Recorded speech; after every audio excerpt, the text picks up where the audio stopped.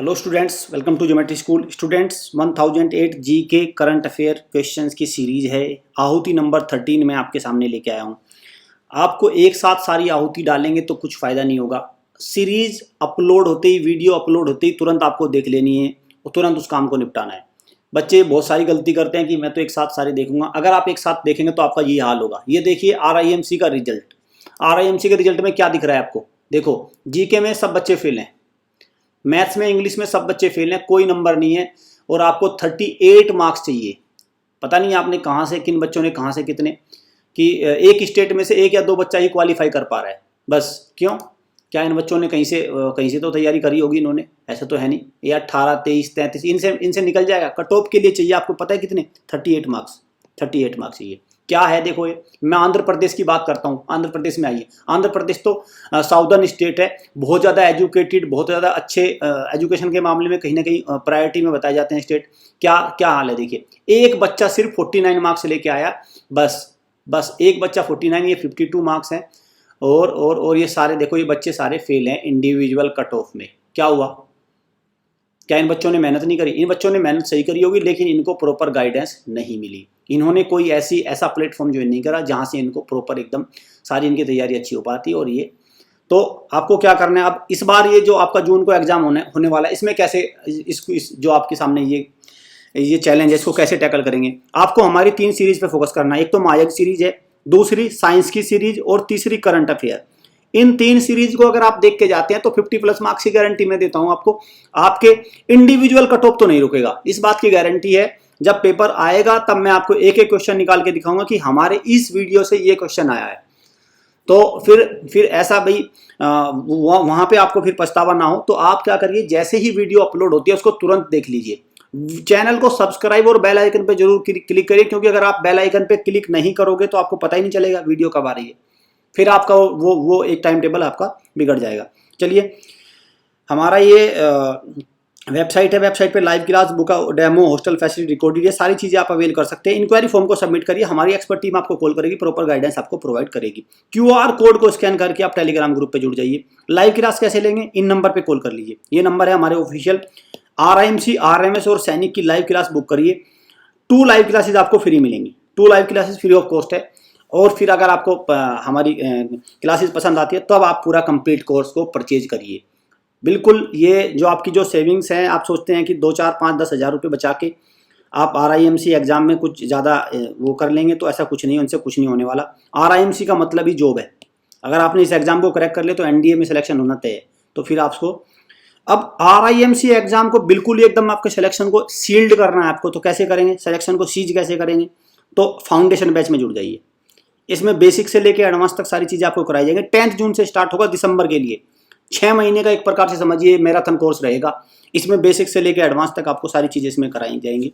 और अगर आप ऐसा इसमें RIMC फाउंडेशन में जाए तो आपकी इंडिविजुअल कट ऑफ तो नहीं होगी। एटलीस्ट जो इन बच्चों का हाल हुआ है, इसको ये हाल आपका नहीं होगा। हॉस्टल के थ्रू भी आप तैयारी कर सकते हैं। जरूरी नहीं आप ईयरली प्लान लें, आप 6 मंथ का प्लान भी ले सकते हैं, ईयर का भी ले सकते हैं। मैं सजेस्ट करूंगा 6 मंथ या ईयर का प्लान लीजिए। 1 मंथ में इतना फायदा आपको नहीं मिलेगा, क्योंकि भाई 1 महीने में क्या हो सकता है? 1 महीने में तो कम ही तैयारी होगी ना। तो आप 6 मंथ और ईयर का प्लान एटलीस्ट लीजिए। इन सारी चीज़ों की हम हॉस्टल फैसिलिटी प्रोवाइड करते हैं। ये नंबर है हमारे ऑफिशियल, इन नंबर पे कॉल करिए और हॉस्टल के बारे में सारी इन्फॉर्मेशन आप ले सकते हैं। क्लासरूम, कंप्यूटर, ये सारी चीज़ें हमारे हॉस्टल में आपको मिलेंगी। चलिए, आज का क्वेश्चन नंबर 1 करते हैं। Who has become the new president of south Korea? South Korea के नए प्रेसिडेंट बन गए हैं। अब तक आपने मून जाए इन देखा होगा, नहीं ये हट गए। अब कौन है? यून सुक योल बने हैं नए प्रेसिडेंट। और साउथ कोरिया की कैपिटल क्या है? आपकी साउथ कोरिया की कैपिटल क्या है आपका? पहले तो करेंसी बताइए, साउथ कोरिया क्या है? वॉन। साउथ कोरिया और आपका नॉर्थ कोरिया दोनों की कैपिटल क्या है? दोनों की करेंसी क्या है? वॉन। एक तो याद रखना। और साउथ कोरिया की वो क्या है आपकी capital? Seoul, SEOUL, Seoul. Japan के पास है। आप देखेंगे बिल्कुल चाइना से, और चाइना से अटैच है। चाइना जापान के पास है आपका नॉर्दर्न और ईस्टर्न हेमिस्फीयर में, नॉर्दर्न और ईस्टर्न हेमिस्फीयर। तो आंसर क्या हो गया आपका? सी इज द राइट आंसर। इसको ध्यान रखना, इसकी करेंसी भी इंपॉर्टेंट है, इसकी वॉन तो करेंसी सियोल। और साउथ कोरिया और नॉर्थ कोरिया को एक बॉर्डर सेपरेट करता है, उसका क्या नाम है? 38 डिग्री पैरेलल। ये भी इंपॉर्टेंट है, 38 डिग्री पैरेलल। साउथ कोरिया को क्या बोला जाता है? लैंड ऑफ द मॉर्निंग काम, जिसको भी नहीं कर सकते आप, land of the morning calm, land of the, जैसे जापान को क्या बोलते हैं? Land of the rising sun, ऐसे ही land of the morning calm South Korea को बोला जाता है। ये इंपॉर्टेंट है, इसके बारे में याद रखिए, आपका इसी क्वेश्चन आएगा। In which city India's first 100% women owned industrial park? तो वुमेन, ये क्या है? इंडस्ट्रियल पार्क है जिसमें सारे किसके ओनर कौन है? वुमेन है। तो कहाँ पे लगाया गया है? हैदराबाद में, Hyderabad. B is the right answer.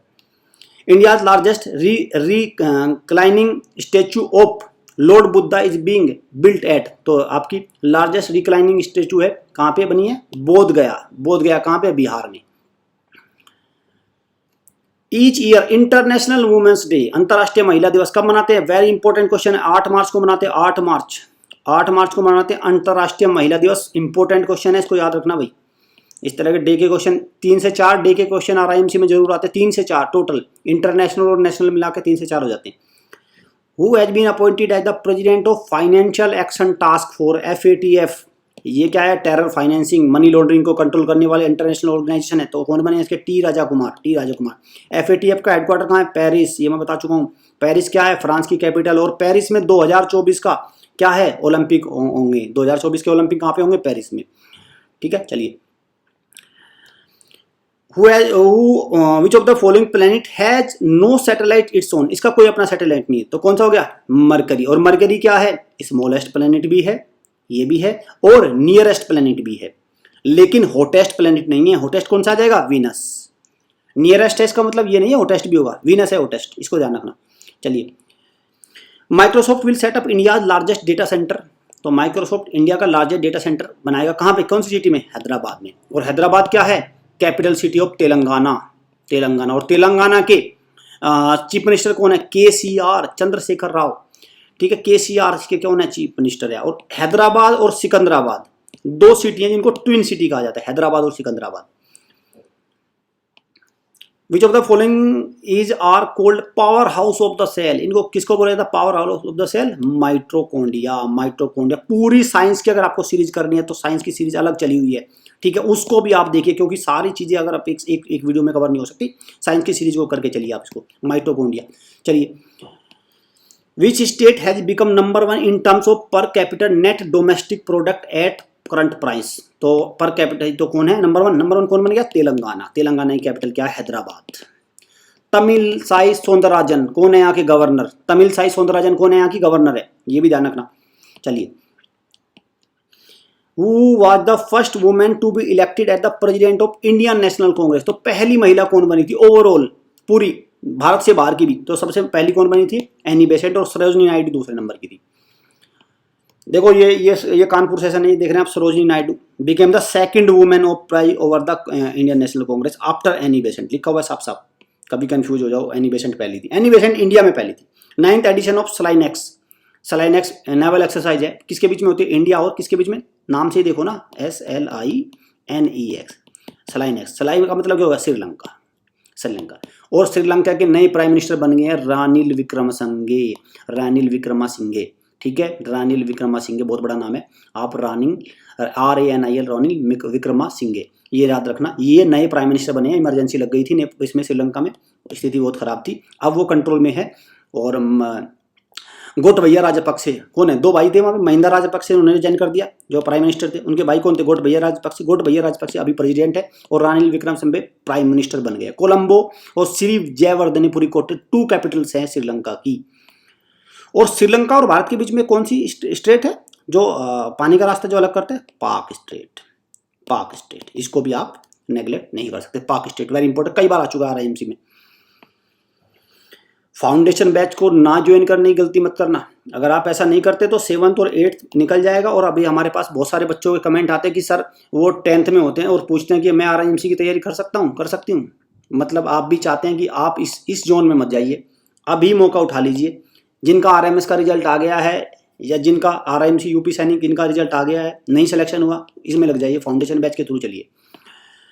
In honour of which saint did Akbar built Fatehpur Sikri? Fatehpur Sikri जो आपका आगरा में है, तो किसकी उसमें बनाया था ये? किसके ओनर में? शेख सलीम चिश्ती। हिस्ट्री के क्वेश्चंस कुछ आते हैं, जनरल हिस्ट्री क्वेश्चन RIMC में आते हैं, इसलिए मैं वही करा रहा हूँ। मैं बिल्कुल डेप्थ में हिस्ट्री नहीं कराऊंगा, जनरल हिस्ट्री कराऊंगा। शेख सलीम चिश्ती।